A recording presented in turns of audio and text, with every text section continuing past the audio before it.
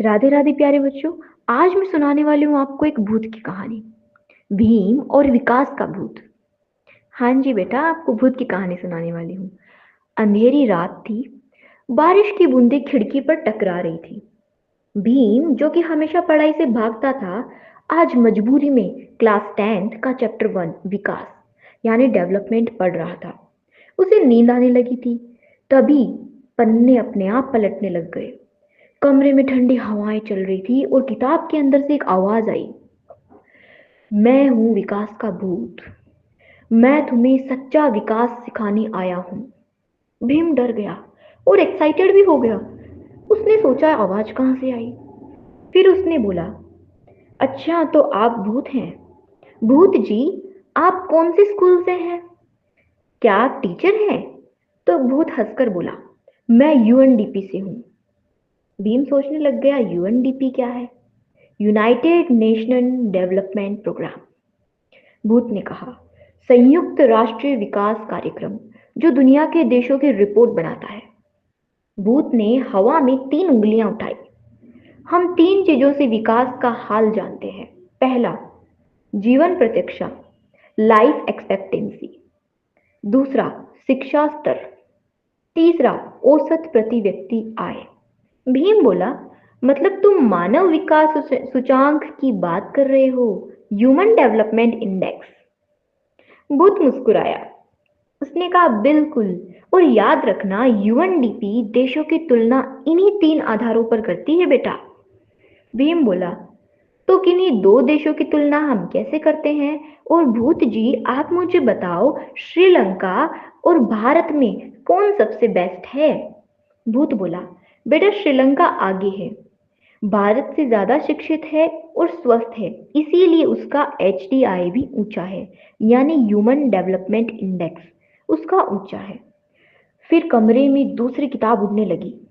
दीवार पर लिखा हुआ आया, सिर्फ पैसा ही सब कुछ नहीं है। भूत बोला, लोग सोचते हैं कि अधिक आय ही विकास है, पर सच्चा विकास तब है जब हर किसी को शिक्षा, सुरक्षा और सम्मान मिले। भीम घबरा गया और उसने बोला, पर देशों की तुलना हम कैसे करते हैं भूत जी? भूत बोला, हम औसत प्रति व्यक्ति आय यानी कि पर कैपिटा इनकम देखते हैं। यही सबसे सही माप है 2 देशों के बीच में विकास समझने का। अब भूत का चेहरा बदल गया। उसकी आंखों में हल्के हल्के आंसू आ गए और उसने कहा, पर क्या फायदा भीम, जब बच्चों की शिशु मृत्यु दर ऊंची हो, जब जन्म दर और मृत्यु दर असंतुलित हो, ऐसे में विकास अधूरा रह जाता है। भीम इस तरह भूत को रोते हुए देखकर डर गया और वो चुप हो गया। और अब उसने कुछ बोलने की कोशिश करी और उसने बोला, भूत जी, तो सबसे बड़ी समस्या आखिर क्या है? भूत ने धीरे से बोला, समस्या ये है बेटा, हर किसी के लिए विकास का अर्थ अलग होता है। कोई पैसा चाहता है, कोई समानता चाहता है, कोई सम्मान चाहता है। इसीलिए विकास को समझना और समझाना सबसे कठिन है। अब तुम्हें ही देख लो, मुझे तुम्हारी किताब से निकल के आना पड़ा तुम्हें विकास समझाने के लिए। अचानक से बिजलियां चमकने लगी और भूत हवा में गायब हो गया। पीछे से सिर्फ एक लाइन लिखी हुई आई दीवार पे, सच्चा विकास वही है जो सबको साथ लेकर चले। भीम डरते डरते बोला, हे विकास के भूत, अब मुझे सब समझ में आ गया है। अब मैं बुद्धू नहीं बनूंगा, मैं बुद्धिमान बन के दिखाऊंगा। तो बच्चों, कैसी लगी आपको कहानी? अब आप सब लोग मुझे बताओ, मैं हूं विकास का भूत और आप सब लोग हो भीम। अब आप मुझे बताओ, क्या आपको चैप्टर 1 डेवलपमेंट समझ में आया या नहीं? अकॉर्डिंग टू मी आ गया होगा। और ये कहानी आपके चैप्टर से कंप्लीटली रिलेटेड थी। और किस तरह थी, चलो आओ देखते हैं पिछले कुछ सालों के क्वेश्चंस के आंसर्स। ठीक है, अब हम पीवाईक्यू करने जा रहे हैं 2013 से 2025 वाले। इनमें से भी मैंने यहाँ पे कुछ चूज किए हुए पीवाईक्यू रखे हैं जो आपके लिए बहुत इंपॉर्टेंट है और आपका जो एग्जाम आने वाला है उसमें ये आ सकते हैं। तो आपके सामने first question, write the name of any 2 indicators of human development index। मानव विकास सूचांक के किन्हीं 2 सूचकों के नाम लिखिए। तो यहाँ पे हमें नाम लिखना है नॉर्मली। 1 नंबर का ये क्वेश्चन आया था हमारे आरबीसी बोर्ड 2013 में। तो पहला है इसमें शिक्षा स्तर, एजुकेशन लेवल, ठीक है। दूसरा है औसत प्रति व्यक्ति आय या जीवन प्रत्याशा, पर कैपिटा इनकम और life expectancy. Next question, what is the appropriate measure for comparing the development of 2 और मोर कंट्रीज। 2 या 2 से अधिक देशों के विकास की तुलना का उपयुक्त माप क्या है? क्या आपको याद आया? भूत ने ये बताया था भीम को, यानी कि आपको। इसका आंसर क्या था? The appropriate measure for comparing the development of 2 और more country is per capita income. 2 या 2 से अधिक देशों के विकास की तुलना के लिए औसत प्रति व्यक्ति आय यानी कि पर कैपिटा इनकम सबसे उपयुक्त माप है। नेक्स्ट क्वेश्चन देखते हैं। बेटा जो मैंने आपको स्टोरी सुनाई है ना, उसको अच्छे से रिकॉल करना, चाहे तो 2-3 बार सुन लेना। उसी स्टोरी में आपके इन सारे क्वेश्चंस के आंसर गिवन है। अब हमारा नेक्स्ट क्वेश्चन है, right any 2 development goals of a landless rural labourer, यानी कि एक भूमिहीन ग्रामीण मजदूर के विकास के किन्हीं 2 लक्षणों का उल्लेख कीजिए। आप इसमें अपने मन से कोई भी 2 लक्षण लिख सकते हो। मैंने यहाँ पे जो लिखा है वो है नियमित रोजगार और उचित मजदूरी प्राप्त करना, बच्चों के शिक्षा और परिवार के लिए बेहतर स्वास्थ्य सुविधाएं मिलना। ये 2 पॉइंट्स हो गए। इंग्लिश में देख लेते हैं। 2 main development goals of our landless laborers are: first, to get regular employment and fair wages; second, to have education for children and better health facilities for the family. Next question देख लेते हैं। अब जो question है, what do you understand by birth rate and death rate, यानी कि जन्म दर और मृत्यु दर से आप क्या समझते हैं? ये 2018 में क्वेश्चन आया हुआ है।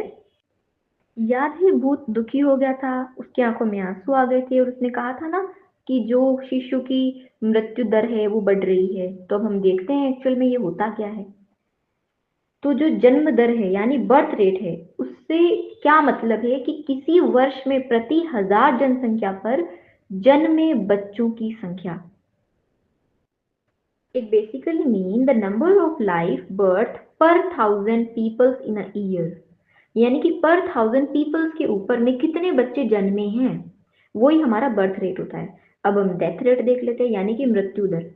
अब सिंपल सी बात है, जब जन्मा है तो मरेगा भी, तो ये जस्ट उसका अपोजिट होगा कि किसी वर्ष के प्रति 1000 जनसंख्या पर मरने वाले लोगों की संख्या।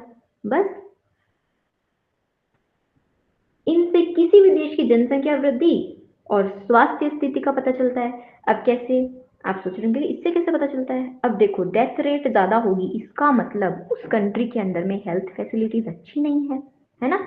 और अगर बर्थ रेट के अंदर में अपन कहते हैं ना इन्फेंट मोर्टेलिटी रेट, यानी कि जो बच्चा पेट में मर जाता है या फिर जन्म के समय माँ मर जाती है, बच्चा जन्म के टाइम मर जाता है, ऐसा क्यों होता है? अच्छा भोजन नहीं करने से, अच्छी हेल्थ फैसिलिटीज नहीं मिलने से, डॉक्टर्स अवेलेबल नहीं होने से। तो किसी भी कंट्री की पॉपुलेशन ग्रोथ और उसकी हेल्थ कंडीशन कैसी है, वो इन 2 चीजों से अच्छे से पता लगाया जा सकता है, बर्थ रेट और डेथ रेट से। ठीक है, अब आता है हमारा नेक्स्ट क्वेश्चन। शिशु मृत्यु दर से आप क्या समझते हैं, यानी कि what do you mean by infant mortality rate? अभी जस्ट मैंने आपको एक्सप्लेन करने के लिए पहले ही बता दिया है। ये क्वेश्चन देखो 2 नंबर में आया हुआ है, यानी हमें इसको थोड़ा सा बड़ा, थोड़ा सा एक्सप्लेन करके समझाना होगा कि इन्फेंट मोर्टेलिटी रेट यानी कि शिशु मृत्यु दर वह दर है जो बताती है कि किसी वर्ष में जन्मे प्रत्येक 1000 जीवित बच्चों में से 1 वर्ष की आयु पूरी करने से पहले कितने बच्चों की मृत्यु होती है। ये किसी भी देश की स्वास्थ्य सेवाएं और जीवन स्तर का महत्वपूर्ण सूचक है। यानी कि वही बात है, बच्चा जन्म ले चुका है। अब जो आते हैं ना आंगनवाड़ी से आते हैं, कुछ आपके लोग आते होंगे ऐसा चेक करने के लिए रजिस्टर्स वगैरह लेके कि हाँ आपके घर पे डिलीवरी हुई थी, बच्चा 1 साल का हो गया, नहीं हुआ। ऐसे देखते हैं वो लोग कि भाई किस केसेस की वजह से ना बच्चा मर गया है, तो ऐसे पता चलता है 1 साल से पहले पहले बच्चा मर गया, इसका मतलब क्या है?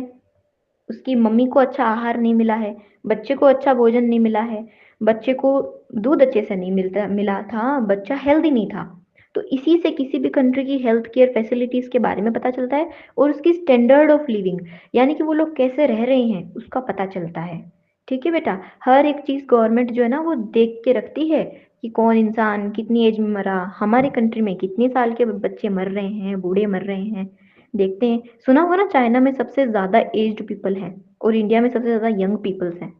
किस किस ने ये बात सुनी है मुझे कमेंट करके बताना। तो चलो इसी के साथ देखते हैं नेक्स्ट क्वेश्चन। आपकी दृष्टि में दो देशों के माध्यम से विकास की तुलना के लिए कौन सा मापदंड श्रेष्ठ है, ये आप समझाओ। According to you, what is the best criteria for comparing the development of two countries? Explain. अब ये आंसर आपको लिखना है थोड़ा लंबा क्योंकि ये आया है 4 मार्क्स में, यानी कि ये लॉन्ग क्वेश्चंस में आया था। ठीक है बेटा, 2014 में ही आया हुआ है अपने। इस साल ये चैप्टर आपके 3 नंबर का है, तो 4 नंबर का क्वेश्चन तो नहीं आएगा पर 3 नंबर का तो आएगा ना, तो उसी लिए आपको प्रिपेयर तो करना पड़ेगा। तो देखते हैं, the best criteria for comparing the development of two countries is per capita income. याद करो, भूत ने बताया था ना कि हम पर कैपिटा इनकम से करते हैं क्राइटेरिया को, कि भाई दोनों में से कौन सी कंट्री ज़्यादा डेवलप है। It is calculated by dividing the national income of a country bye it's total population. यानी कि एक जो कंट्री है उसकी जो नेशनल इनकम है ना, उसको वो डिवाइड करते हैं उसकी टोटल पॉपुलेशन में कि हर एक इंसान कितने पैसे कमा रहा है। इससे यह पता चलता है कि प्रत्येक व्यक्ति की औसतन कितनी आय प्राप्त करता है, यानी कि वो डेली कितना औसत एवरेज वो कितना अर्न करता है एक साल में। जिस देश की प्रति व्यक्ति आय अधिक होती है उसे अधिक विकसित माना जाता है। यानी कि मान लो एक टाइम आए जब इंडिया के अंदर सब लोग, यानी कि हर एक व्यक्ति, जितनी पॉपुलेशन इंडिया में है वो सारे के सारे लोग 1-1 लाख रुपए कमाने लगे, तो हम मानेंगे कि हाँ पिछले साल 50,000 कमा रहे थे, इस साल 1 लाख कमा रहे, तो हमारा इंडिया डेवलप हो रहा है धीरे धीरे, हम इस बात को मान सकते हैं। इसीलिए HDI जो है ना, हमारा मानव विकास सूचांक, ह्यूमन डेवलपमेंट इंडेक्स, जिसमें शिक्षा, स्वास्थ्य और जीवन स्तर को भी शामिल किया जाता है, विकास की तुलना के लिए अधिक उचित मापदंड है। तो अब आप लोग याद करो स्टोरी को, जिसमें भूत ने ये तीनों बातें बताई थी, 3 फिंगर्स करके, है ना। अब हम नेक्स्ट क्वेश्चन देख लेते हैं। According to you what should be our goal in the context of sustainable development. इसको हमें एक्सप्लेन करना है। अभी सस्टेनेबल डेवलपमेंट क्या होता है, यानी कि इस तरह से विकास करो, किसी चीज को ऐसे यूज करो कि वो हमारे नेक्स्ट जनरेशन में यूज कर सके। ऐसा जैसे अभी सर्दियां हैं, हम लोग कोयला इतना जलाएं इतना जलाएं इतना जलाएं कि कोयला ही फिनिश हो जाए, तो वो तो गलत हो जाएगा ना। तो हमें इतना नहीं जलाना है, थोड़ा थोड़ा यूज करना है, जितना हमें चाहिए उतना ही यूज करना है। ये क्वेश्चन भी 4 मार्क्स का आया था, बट आपको उसको छोटा लिखना है। हो सकता है देखो, ऐसे जो आपकी खुद की थिंकिंग के बेस्ड क्वेश्चन होते हैं ना, वो पूछता है एग्जामिनर, ताकि वो जान सके कि हाँ इनके सर या मैडम ने इनको अच्छे से पढ़ाया है या नहीं पढ़ाया है। तो आप लोग मेरी नाक तो नहीं कटा के आओगे ना, आंसर करके आओगे ना अगर दूसरा क्वेश्चन आ गया तो, मुझे कमेंट करके बताना। तो चलो एक बार इसका आंसर देख लेते हैं। सतत विकास यानी कि सस्टेनेबल डेवलपमेंट का अर्थ है ऐसा विकास जो वर्तमान पीढ़ी की आवश्यकताओं को पूरी करे, बिना भविष्य की जो पीढ़ियां, हमारी फ्यूचर जनरेशन, बिना भविष्य की पीढ़ियों की आवश्यकताओं से समझौता किए बिना, यानी कि बेचारों को उनको ऐसे जूझना ना पड़े सर्दी में कि हे भगवान, हमारे तो दादा परदादा ने सारे कोयले जला जला के राख कर दिए, अब हम लोग क्या करें, वो तो ठंड में किटकिटाएंगे, फिर ऐसा काम नहीं करना है। इसीलिए इसको थोड़ा बड़ा लिखना है, ठीक है ना। इसीलिए हमारे विकास संबंधी लक्ष्य निम्न होने चाहिए। अब हमें छोटे छोटे पॉइंट्स लिखने हैं। प्राकृतिक संसाधनों का संरक्षण, जैसे कि जल, वन, खनिज, इन सब का हमें संरक्षण करना चाहिए। ओके, संरक्षण यानी कि इनको हमें कंजर्व करना चाहिए, इनका कंजर्वेशन करना चाहिए, ज्यादा ऐसे एक्सप्लॉइट नहीं करना चाहिए। दूसरा है प्रदूषण को नियंत्रित करना चाहिए। थर्ड है हमारा नवीकरणीय ऊर्जा का उपयोग बढ़ाना, यानी कि promotion of renewable energy. Renewable energy जैसे कि हमारी सोलर एनर्जी हो गई, विंड एनर्जी हो गई। आपने देखा होगा ना कि आजकल सोलर प्लेट्स ज्यादा से ज्यादा यूज करते हैं लोग, क्योंकि जो सन है ना वो कभी गायब नहीं होगा, तो सूर्य से जो ऊर्जा हमें मिलती है वो रिन्यूएबल है, यानी कि वो बार बार अपने आप बनती रहती है, तो ज्यादा से ज्यादा उस एनर्जी का यूज करना चाहिए हमें। और चौथा और फाइनली हमारा जनसंख्या वृद्धि का नियंत्रण। ठीक है बेटा, इसमें हमें जो हमारा पॉपुलेशन ग्रो कर रही है ना उसको कंट्रोल करना होगा, क्योंकि अगर पॉपुलेशन बढ़ती जाएगी तो हमारे जितने भी रिसोर्सेज हैं, चाहे वो एनर्जी हो, चाहे वो मिनरल्स हो, चाहे कुछ भी चीज़ हो, वो ज़्यादा यूज होगी। इसीलिए पॉपुलेशन कंट्रोल करनी चाहिए। तो आपको ये चैप्टर कैसा लगा और मेरा समझाने का तरीका कैसा लगा? क्या आपको स्टोरी अच्छे से याद हो गई है? कमेंट करके मुझे ज़रूर बताना। और नेक्स्ट चैप्टर हम कौन सा लाएं वो भी आप कमेंट कर सकते हो। राधे राधे बच्चों।